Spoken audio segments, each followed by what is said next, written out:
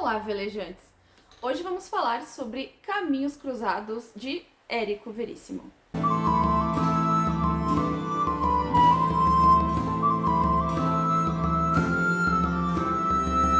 Eu não sei se faz algum sentido falar sobre Caminhos Cruzados sem dar spoilers, então alguma coisa da trama eu vou ter que revelar um pouco a mais do que eu normalmente revelaria, porque senão parece que esse livro não tem sentido. E a graça nele tá no final, né? Quando tu descobre o que o autor quis dizer. Mas eu vou tentar falar o menos possível, tá bom? Lembrando que esse livro, ele foi a nossa leitura coletiva de abril, do Clube das Otárias. Então tem uma live aqui no canal, onde a gente esmiuça ele, né? A gente fala dele com bastante spoilers, a gente fala muito sobre o final, sobre o que cada um achou. Então, se alguém já leu, ou se não se importa com spoilers, dê uma olhadinha ali, vou deixar aqui nos cards, tá bom? E esse livro aqui, então, gente, ele foi escrito pelo Érico Veríssimo, que é um dos meus escritores favoritos, em 1935. Foi um dos primeiros romances do Érico Veríssimo. Então ele é um pouco diferente das outras coisas que eu li do autor, que vieram um pouquinho depois, né? Eu já li romance dele dos anos 30, né? Se eu não me engano, Olhai os Lírios do Campo é de 38, alguma coisa assim. Mas esse aqui é o mais diferente de todos, né? Eu nem imaginava que ele fosse assim. Eu escolhi ele para leitura porque eu queria ler ele, mas eu não tinha lido ele ainda. Mas, como sempre, tudo que eu leio do autor eu gosto, e não foi diferente com esse livro aqui. Apesar de que eu gostei bem mais de alguns outros, né? Mas a gente vai chegar lá. Bom, esse livro, ele conta a história de várias pessoas. Então a gente tem muitos personagens e as suas vidas ali transcorrendo, né? Tudo ao mesmo tempo como a vida real. E a gente tem capítulos bem curtos sobre cada uma dessas pessoas. E claro, né, que alguns caminhos se cruzam, como já sugere o título, né? É tudo na mesma cidade, é tudo em Porto Alegre, ali nos anos 30. Então a gente vai ter histórias tanto da alta sociedade, né, da burguesia ali da época, quanto de pessoas que vivem numa situação de pobreza extrema.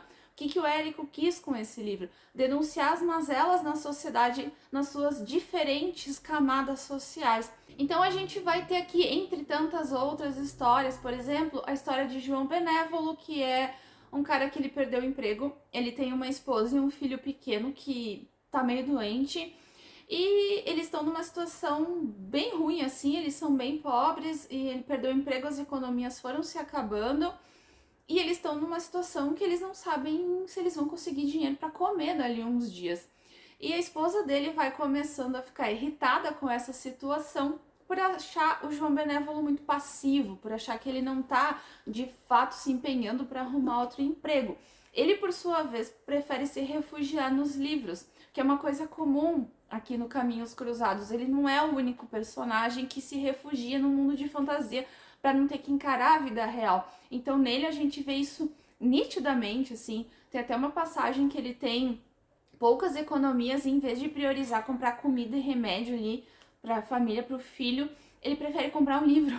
Então ele é aquela pessoa que se refugia da realidade de uma forma tóxica, né? Afinal, a família dele tá passando necessidade.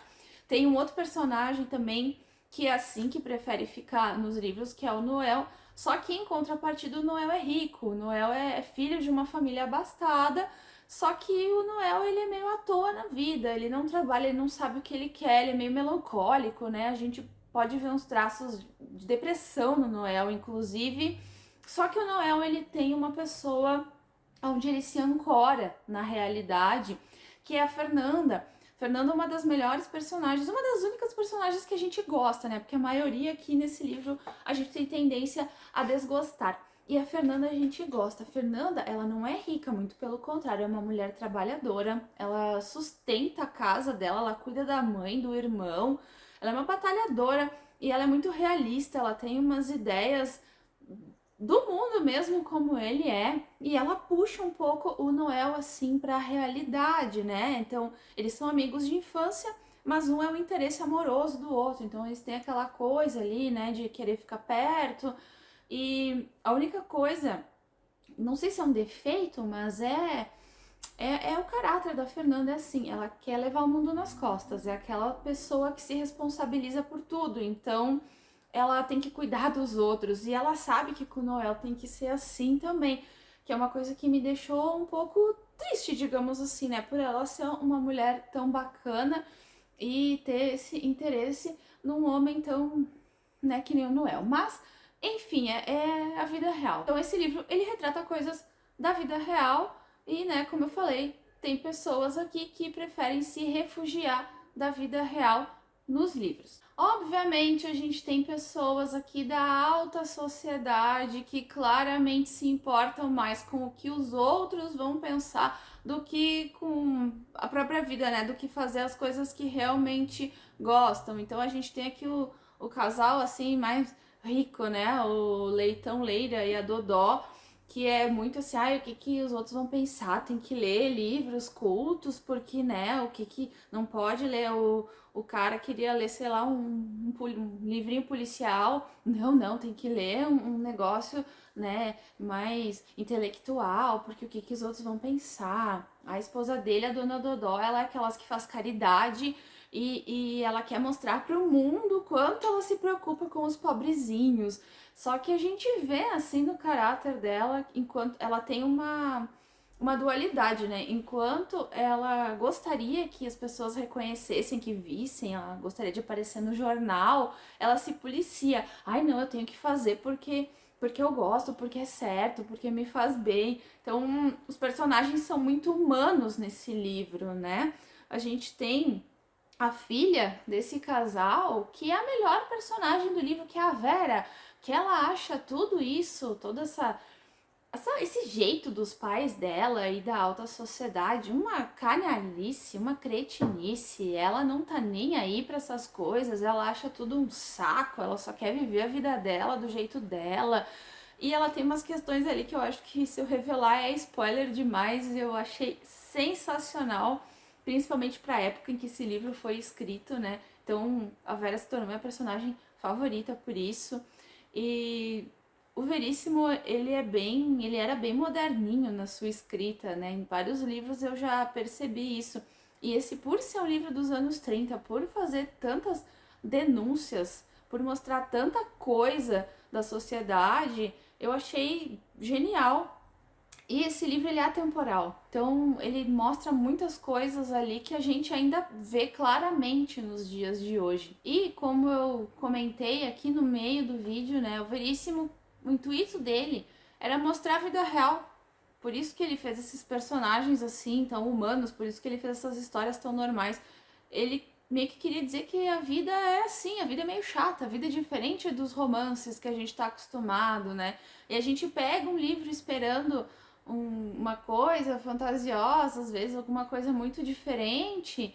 E nesse caso ele tem umas sacadas ali, tem um escritor ali no livro que é meio que a forma dele de se colocar na história, né, como um personagem narrador, que é muito interessante também, que no final a gente entende exatamente o que ele quis passar. Eu não me conectei tanto assim com esse livro, apesar de achar genial a ideia dele, né? Ele é fluido, pra mim ele foi fluido, pelo menos, tá? Porque eu tô acostumada com a escrita dele, eu gosto do jeito que ele escrevia. Mas eu gostei bem mais de outros livros do autor. Então não era um livro assim que eu queria desesperadamente continuar lendo, mas foi uma leitura bem agradável que eu recomendo, né? Uma grande obra, mais uma que eu leio desse autor que eu tanto gosto, espero fazer mais leituras dele. Destaque para essa edição aqui, Antigona, da editora Globo. A maioria dos meus livros do Veríssimo são de sebo, e eu tenho vários da editora Globo, né, que eles têm a lombada assim. E essa capa é muito bonita, deixa eu ver se consigo colocar, que tá refletindo a luz aqui da ring, mas é uma obra de Iberê Camargo, Mulher e Gato, deixa eu ver se eu vejo o nome certinho.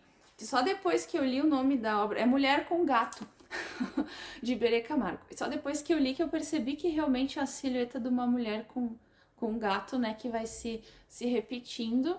E eu já adorei, né?